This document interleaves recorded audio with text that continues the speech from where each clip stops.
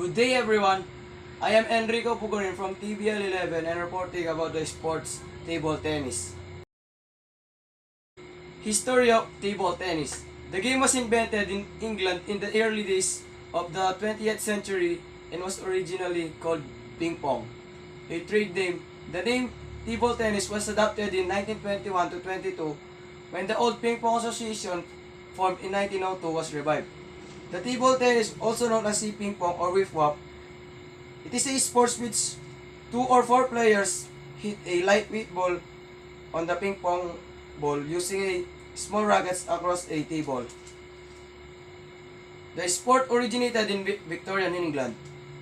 In the history of the United Kingdom, the Victorian era was the period of Queen Victoria's reign, where it was played among the upper class as an after-dinner parlor game. It has been suggested that makeshift versions of the game were developed by British military officers in India around the 1860s or 1870s who brought it back with them. The British military officers in India are the main military of the British Indian Empire before its decommissioning in 1947. 1880s. It is thought that upper-class Victorians in England invented table tennis in the 1880s as a gentle after-dinner alternative to lawn tennis, using whatever they could find as equipment.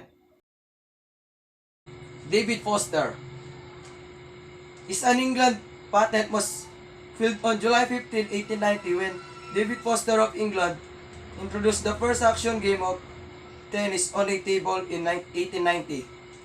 The ITTF have truly researched the game and they have the definitive answer. It was Englishman David Foster who invented table tennis. There are plenty of books about the history of table tennis on Amazon. China. Everyone knows that China is the #1 fan of table tennis. It's no wonder China's ping pong players have dominated the World Championship competitions for almost half a century now. The top male Chinese players are Ma Long, Zhong Jai, Wang Hao, and Ma Lin. Meanwhile, the top female players are Ding Ning, Guo Yan, Liu Shiwen, and Guo Yu. Deng Yaping, one of China's best table tennis player in the female categories, is Deng Yaping. She won 4 Olympic gold medals in 1992 and 1996 and 18 world titles. Facility and equipment of table tennis. Table tennis table. The table is 2.74 meter or 9 feet long, 1.525 meter or 5 feet wide, and 76 centimeter or 2.5 high with any continuous material so long as the same yields a uniform bounce of about 23 centimeter or 9.1 inches. When a standard ball is dropped onto it from a height of 30 cm or 11.8 inch or about 77% ball. The international rules specify that the game is played with a spear having a mass of 2.7 grams or 0.095 ounce and a diameter of 40 millimeters or 1.57 inches. Net. The net is suspended by a cord attached at each end to an upright post 15.25 cm high. The outside limits of the post are 15.25 cm outside the sideline. The top of the net is 15.25 cm above the playing surface. In the game, 4 pieces of equipment are used, and that includes the ball, the racket, which is also known as the paddle, the table, and the net, ping pong ball. One of the most crucial equipment to play table tennis. It is made with celluloid or another plastic, racket, or paddle. This unit is used to hit the ball back and forth of the table. It is often made of wood and rubber, and that comes into parts, which are the handle and the blade. Table tennis table. It is also often regarded as a ping pong table. This is a wooden or metal equipment in which the game is played. Net and post. Another essential type of table tennis equipment Although these units enjoy little or no attention, a ping pong game cannot be played without the availability of these units. Gameplay of table tennis. The basic shots. There are so many varieties of shots in table tennis. Variants of shots include forehand drive, forehand push, backhand push. The score begins at 0-all, and the server will serve first. Each player gets to serve for 2 points in a row, and then the other player has to serve. The server must serve the ball so that it touches his side of the table once, then bounces over or around the net, and then touches his opponent's side of the table. A serve that touches the net assembly, the net post, and the net clamps on the way, but still touches his side first, and then his opponent's side on the second bounce is called a let, serve, or just let, and must be replayed. With no change to the score, there is no limit on how many lets the server can serve in a row.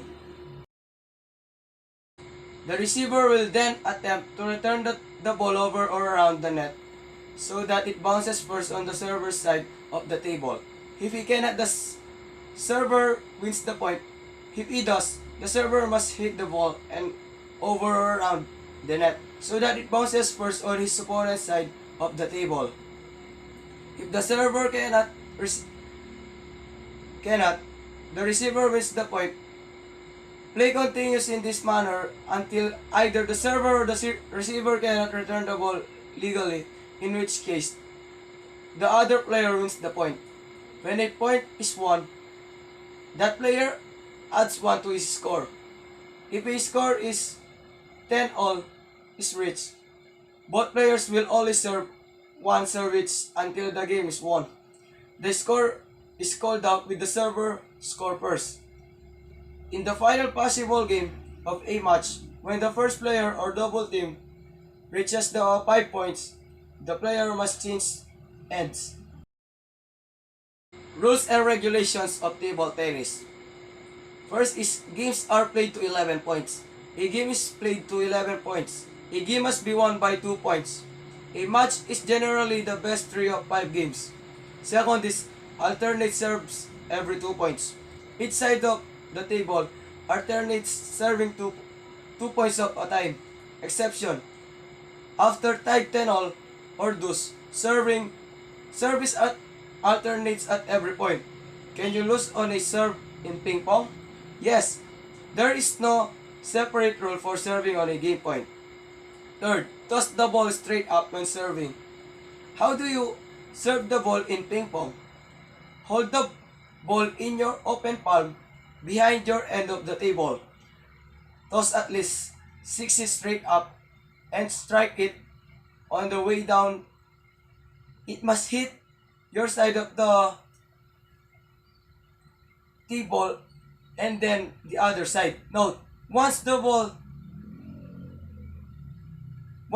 leaves the server's hand, it is in play, and so counts as the receiver's points if the ball is missed or mishit. The fourth rule and regulation of the table tennis. The serve can land anywhere in singles. There is no restriction on where the ball lands on your side of your opponent's side on the table. It can bounce 2 or more times on your opponent's sides, if so that your point. Bounce over the side or even hit the edge. Fifth is double serves must go right court to right court. The serve must bounce in the service right court and receiver's right court. Note, landing on the center line is fair. Double partners switch place after their team service twice. 6. A serve that touches the net on the way over is a let. Can the ball hit the net in ping pong? Yes, during a rally, if it touches the top of the net and then otherwise lands as a legitimate hit, but not when serving. If a serve ball hits the net on the way over and otherwise legally bounces in play, it is a let. serve and is done over. The seventh rule and regulation of table tennis. Alternate hitting in a doubles rally.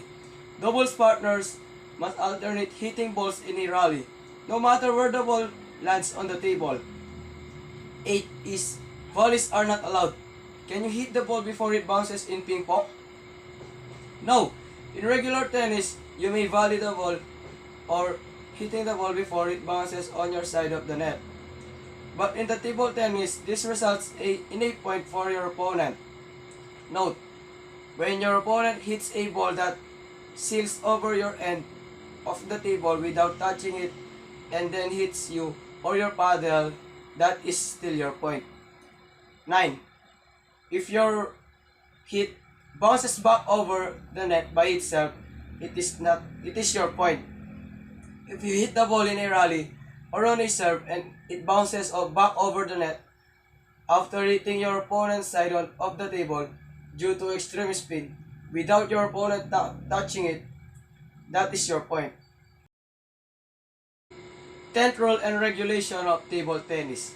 Touching the ball with your paddle hand is allowed. What happens if the ball hits your finger or hand during a ping pong rally?